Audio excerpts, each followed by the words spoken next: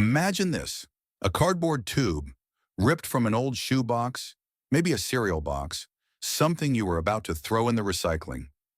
You dig a hole in your garden, shove it in the ground, toss in your kitchen scraps, banana peels, coffee grounds, wilted lettuce, and then you walk away.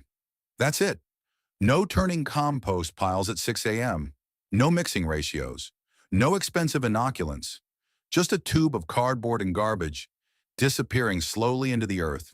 Within weeks, the soil around that tube becomes something different, darker, richer, alive in a way that stops you mid-step when you crouch down and look closely.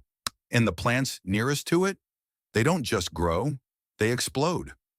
Now here's the question nobody in the $25 billion fertilizer industry wants you to ask. What if the most powerful soil amendment on the planet has been sitting in your recycling bin this whole time? This isn't a gardening hack. This is a suppressed system, one that Charles Darwin spent 44 years of his life documenting, one that fed entire civilizations before chemical companies decided that soil health was something you should have to purchase every single season. The worm tower, a buried cardboard tube, $0 if you start today. And by the end of this video, you're going to understand exactly why this method works, why it disappeared from mainstream agriculture almost overnight in the 1950s, and how to build one this afternoon with what's already in your house. Because the soil beneath your feet is not broken. It's just been waiting for you to stop buying the cure and start using the one that was always free. Let's talk about who benefits when you don't know what you just watched in part one. The global fertilizer market was valued at $197 billion in 2022, not $25 billion, so $197 billion. That number comes from Grand View Research, and it is projected to grow at 3.5% annually through 2030. That is not an industry, that is an empire.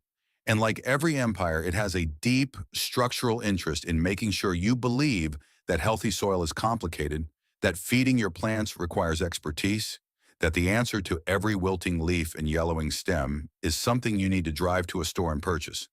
Think about the business model for a moment. Synthetic fertilizers are consumable. You apply them. They flush through the soil within one growing season, and then they're gone, leached into groundwater, volatilized into the atmosphere, vanished, which means next spring you buy again, and the spring after that. It is a subscription model disguised as agriculture, and the American lawn and garden industry alone extracts roughly $6 billion from home gardeners every single year, according to the National Gardening Association's 2023 report. Now contrast that with a worm tower. You build it once. You feed it kitchen scraps that you were already throwing away. The worms do the rest, permanently self-replicating, expanding their population as long as you keep feeding them. The system doesn't deplete. It compounds. Every year the soil gets better, not more dependent. There is no repeat purchase. There is no brand loyalty. There is no margin for a corporation to capture. And that is precisely why you have never seen a worm tower advertised during a primetime television break, why no agrochemical sales rep has ever knocked on your door to explain vermicomposting, and why this method, despite being documented in peer-reviewed science for over a century, remains almost entirely absent from the mainstream gardening conversation. This is not conspiracy thinking. This is basic incentive structure. When Bayer, Yara International, and Nutrien collectively control a market worth nearly $200 billion, the economics of suppression are simple. You don't need to ban a technology. You just need to make sure nobody teaches it. You defund the agricultural extension programs that used to pass this knowledge between generations. You replace the county soil advisor with a sponsored fertilizer recommendation guide. You flood the gardening media with product placements and sponsored content until the old ways don't just seem outdated, they seem invisible. A bag of synthetic NPK fertilizer will cost you $18 to $45 per season for a mid-sized home garden. A worm tower costs you the 15 minutes it takes to cut a cardboard box and dig a hole. The performance gap, as you'll see in the science section, is not even close. But before we get to the science, we need to go back much further.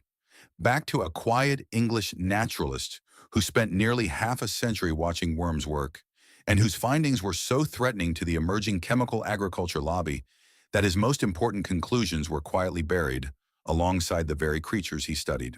In 1881, Charles Darwin published what would become the last book of his life. Not a grand theory of evolution, not a sweeping statement about the origin of species, a book about worms. The formation of vegetable mold through the action of worms, 326 pages dedicated entirely to the quiet, subterranean labor of earthworms and what they do to the soil beneath our feet. Darwin had been studying them for 44 years, 44 years of placing stones in his garden and measuring how slowly the worms pulled them underground. 44 years of weighing soil that had passed through worm bodies and comparing it to soil that had not. His conclusion, published the year before he died, was unambiguous. Earthworms are the most important creatures in the history of agriculture. Not the plow, not the irrigation canal, the worm. What Darwin documented in that book is the same biological process that a worm tower is designed to harness. He calculated that a single acre of healthy English farmland contained approximately 53,000 earthworms, collectively passing 18 tons of soil through their digestive systems every single year. That process, soil moving through a worm's gut, transforms raw organic matter into something extraordinary. But Darwin was not the first to understand this. He was simply the first to measure it with scientific precision. Go back 5 centuries before Darwin to the basin of central Mexico, and you find the Aztec civilization running one of the most productive agricultural systems the pre-industrial world had ever seen. The Chinampas, the famous floating garden islands built in the shallow lakes around Tenochtitlan, were not just feats of engineering, they were deliberately managed worm ecosystems. Aztec farmers layered aquatic vegetation, food waste, and lake sediment in a sequence that modern soil scientists now recognize as optimized vermicomposting. They didn't call it that, of course, they called it farming, and it fed a city of over 200,000 people, larger than any European capital of the same era. With no synthetic inputs, no petroleum-derived nitrogen, no quarterly fertilizer deliveries. The same principle appears in ancient Chinese agricultural texts from the Han Dynasty around 200 BCE, which describe the deliberate encouragement of soil worms near crop roots as a mark of fertile land. European peasant farmers throughout the medieval period understood intuitively that soil thick with worms was good soil, and they managed their waste accordingly. Burying kitchen scraps near planting rows, a practice so common it barely warranted documentation because everyone already knew it. Then came the 20th century, and everything changed. The story pivots in 1909, when Fritz Haber synthesized ammonia from atmospheric nitrogen in a laboratory in Germany. By 1913, Carl Bosch had scaled the process industrially.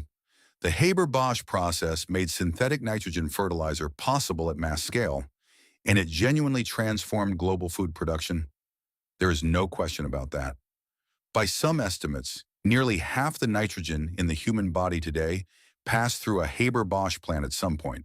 The technology fed billions, but it also created an industry with an enormous financial incentive to make farmers dependent on purchased inputs rather than living soil systems. After World War II, the chemical companies that had been manufacturing explosives pivoted almost overnight to manufacturing fertilizers. The infrastructure was the same. The chemistry was adjacent.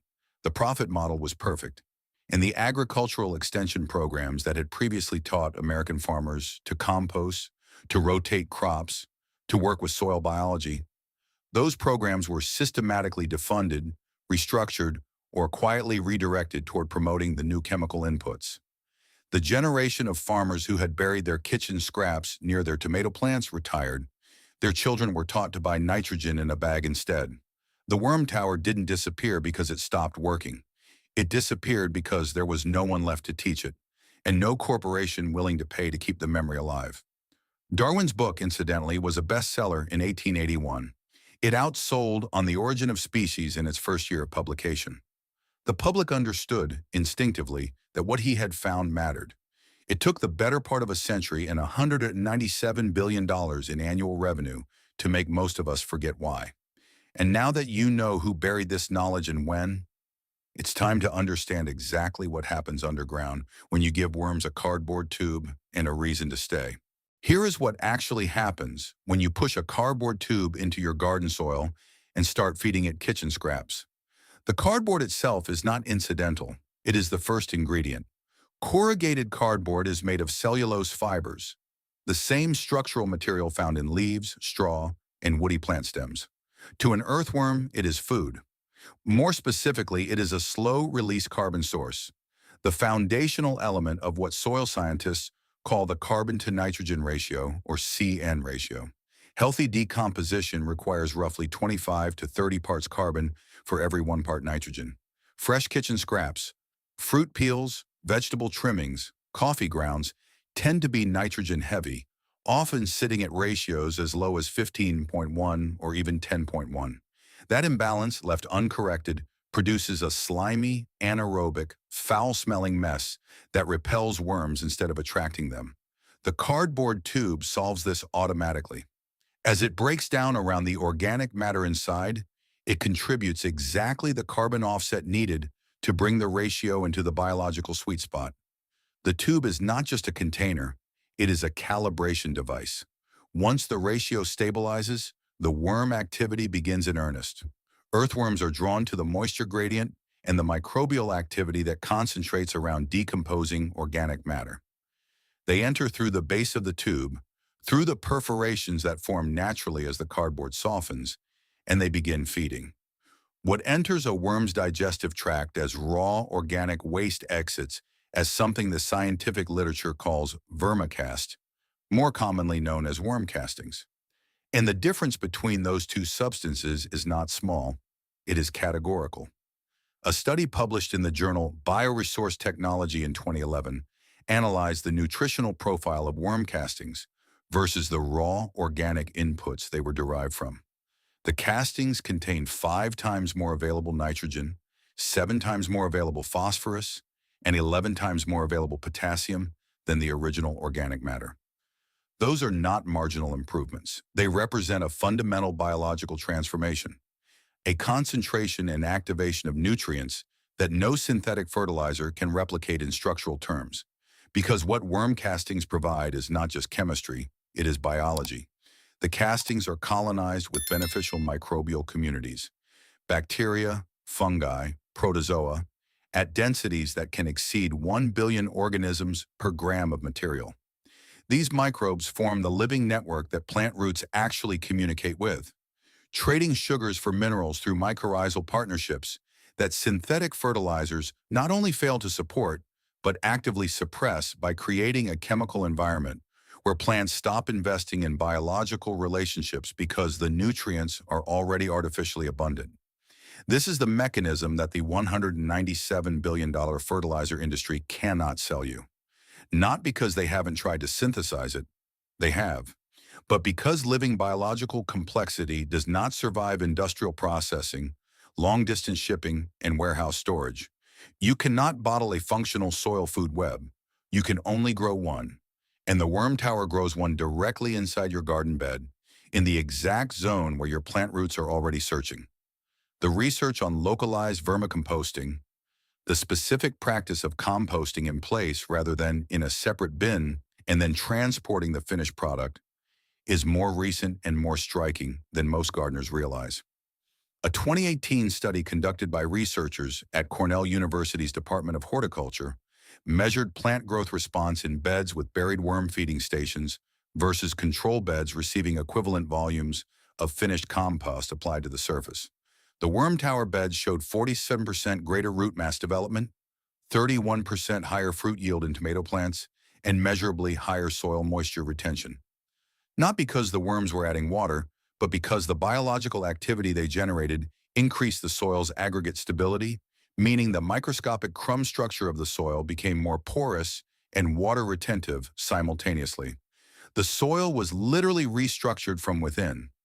Now, this is the moment where intellectual honesty requires a pause, because the worm tower is not a miracle without conditions, and any source that tells you otherwise is selling you something, which is exactly the behavior we are criticizing in this video. The system has real limitations. In climates where soil temperature drops below 10 degrees Celsius, roughly 50 degrees Fahrenheit, earthworm activity slows dramatically, and below 4 degrees Celsius, it essentially stops. In regions with prolonged dry seasons, without supplemental moisture added directly to the tube, worms will migrate away from the feeding zone in search of humidity. The system also takes 4 to 8 weeks to establish a stable worm population before you begin seeing significant soil transformation around the tube. It is not instant, it is biological, which means it operates on biological timelines, not the 2-week cycle of a synthetic nitrogen application. But here's the critical difference. A synthetic fertilizer application that fails due to rain, drought, timing error, or soil pH incompatibility gives you nothing and costs you the purchase price plus the season. A worm tower that underperforms in its first month is still building soil structure, still accumulating organic matter, still hosting microbial communities that will compound in value every single season you leave the system in place. The floor of the worm tower is higher than the ceiling of what a bag of granular fertilizer can reliably deliver over a 5-year horizon. You now understand the mechanism. You understand why it works at a level that most gardening content will never bother to explain, because explaining it fully makes the alternative. Spending $30 on a bag of synthetic NPK feel not just unnecessary, but almost absurd. So let's build one, right now, with what you almost certainly already have. You do not need to buy anything. That is the first thing to understand before we go any further. The worm tower in its most effective form costs exactly $0 if you have a cardboard box in your house, a knife or scissors, and a garden bed with soil you can dig into. Everything else is optional. Let's build it correctly. Start with your cardboard. You are looking for corrugated cardboard, the kind with the wavy layer sandwiched between 2 flat sheets. Single-wall corrugated is ideal. Cereal boxes, cracker boxes, and thin packaging cardboard are too thin and will collapse before the system has time to establish. Shoebox cardboard is borderline. The cardboard from a shipping box, an appliance delivery, a case of bottled water, that is exactly what you want. Remove any tape, staples, or plastic labels before you begin. The adhesive on tape does not break down well in soil and can introduce compounds you do not want near a living biological system. Ink on cardboard is generally acceptable. Modern cardboard printing uses soy-based inks in most cases, but if you have cardboard with heavy color printing across the entire surface, set it aside and use the plain brown pieces instead. Now form your tube. Roll the cardboard into a cylinder roughly 15 to 20 centimeters in diameter, about 6 to 8 inches. This width matters. Too narrow and the feeding capacity is too limited to attract and sustain a meaningful worm population. Too wide and the center of the material pile will go anaerobic before worms can process it from the edges. In the 15 to 20 centimeter range, the surface area to volume ratio stays in the zone where worms can access the material efficiently. Secure the tube with a few strips of plain brown tape, or simply tuck the edge and let the soil pressure hold it once it's buried. The tube does not need to be perfectly rigid. It needs to hold its shape long enough for you to dig and place it. After that, the earth does the work. The depth of your hole is the most important physical variable in this entire system. You want to bury the tube so that 2/3 of its length is underground and 1/3 extends above the soil surface. For a tube that is 45 centimeters, roughly 18 inches, long, that means 30 centimeters below ground and 15 above. The above-ground section serves 2 purposes. First, it acts as your feeding port, the opening through which you will add kitchen scraps on an ongoing basis. Second, it prevents surface runoff from washing material out of the tube during heavy rain. Cover the top of the above-ground section with a loose cap, a piece of flat cardboard, weighted with a stone, a terracotta saucer, even an upturned plastic container. This keeps out flies, prevents the tube from becoming a waterlogging trap during storms, and maintains the moisture gradient that worms prefer. Damp but not saturated, dark but not sealed. When you dig the hole, pay attention to what you find. If the soil at 20 to 25 centimeters depth is compacted, dry, and shows no sign of existing worm activity, place the tube anyway, but add a small handful of finished compost or aged leaf litter to the bottom of the hole before inserting the tube.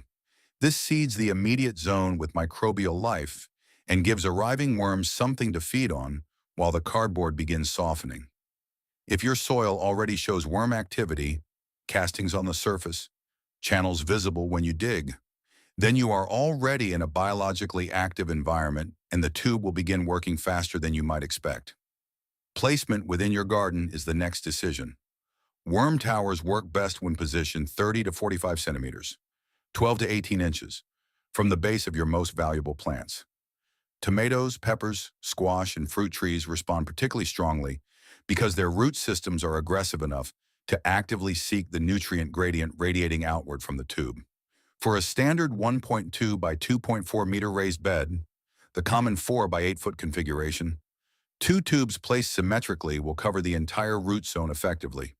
For an in-ground bed, space tubes no more than 90 centimeters, 3 feet, apart in any direction.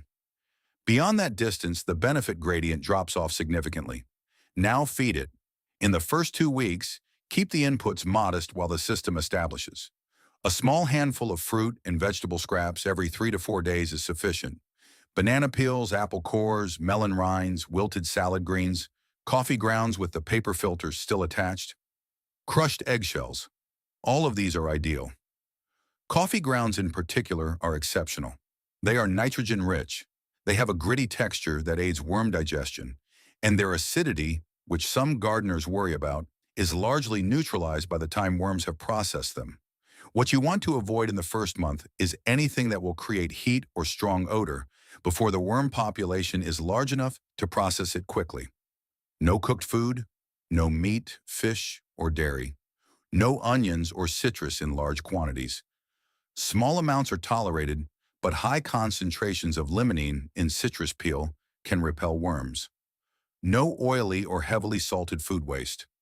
After 4 to 6 weeks, once you can see that material is being pulled down and processed, the tube will feel lighter when you tap it, and the surface level of scraps inside will drop noticeably between feedings.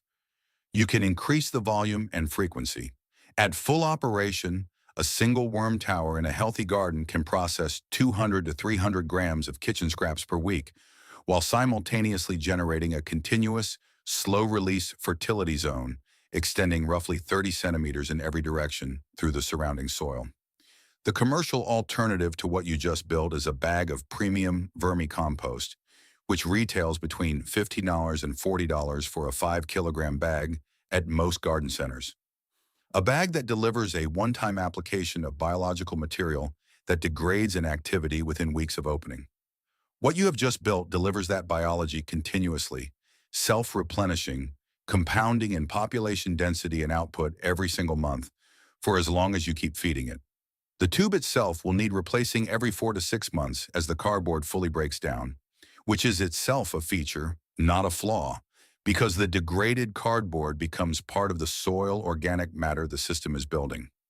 When you replace the tube, you are not maintaining the system. You are adding to it. One worm tower built today from materials you were going to throw away will still be improving your soil 5 years from now, long after every bag of fertilizer you might have bought instead has been flushed out of the root zone and into the groundwater table. Here is the thing that nobody in the fertilizer aisle at your local garden center will ever say out loud. You already have everything you need. You have always had everything you need. The knowledge existed before the industry. The worms existed before the industry. The cardboard is new, but the principle it serves is as old as Darwin's garden in Kent, as old as the Chinampas of Tenochtitlan, as old as every farmer who ever noticed that the corner of the field where they buried their kitchen scraps always grew the tallest corn. What changed was not the science. The science has been consistent for over a century. What changed was who controlled the story about what good soil requires and what it costs. This is the moment in this video where I want you to stop thinking of yourself as a gardener who needs better products. Because that identity, the gardener who is always one purchase away from a better harvest, that identity was constructed for you deliberately by an industry worth $197 billion that requires your dependency to function. The person watching this video right now is not a customer. You are a steward of a biological system that has been running successfully for 500 million years without a single bag of synthetic NPK. The worms were here before the corporations. They will be here after them, and they are available to you right now for free in the soil beneath your feet, waiting for nothing more than a cardboard tube and the decision to stop outsourcing your soil health to people who profit from keeping it broken. That is not a gardening tip. That is a form of independence. Every person who builds a worm tower today and shares what they find, the darker soil, the faster growth, the plants that stop struggling and start thriving, is doing something that a $197 billion industry has spent decades trying to prevent, proving in their own backyard, with their own eyes, that the expensive version was never necessary. If this video reached you, share it not because this channel needs the numbers, but because someone in your life is still buying $35 bags of fertilizer every spring when a shoebox and a banana peel would outlast and outperform every granule in that bag. Sharing this is not a gesture of support. It is an act of information that the industry would prefer stayed buried, much like the tube itself. If you want to go further, subscribe. Not for the content, but because every video on this channel is built on the same premise, that the most powerful tools in food growing have already been discovered, already been proven, and are being systematically kept out of the mainstream conversation by people who need you to stay confused and dependent. You opting out of that confusion, one video at a time, is the only disruption that actually scales. And in the next video, we are going underground again. This time to look at a $4 material that ancient Persian farmers used to move water through the desert without pumps, without electricity, and without losing a single drop to evaporation. A technology so effective that modern engineers are now reverse engineering it for drought-resistant urban farming, and that you can build in an afternoon with materials from any hardware store. That video will change how you think about water in your garden permanently. The soil is not broken. The system that told you it was, that is what needs fixing.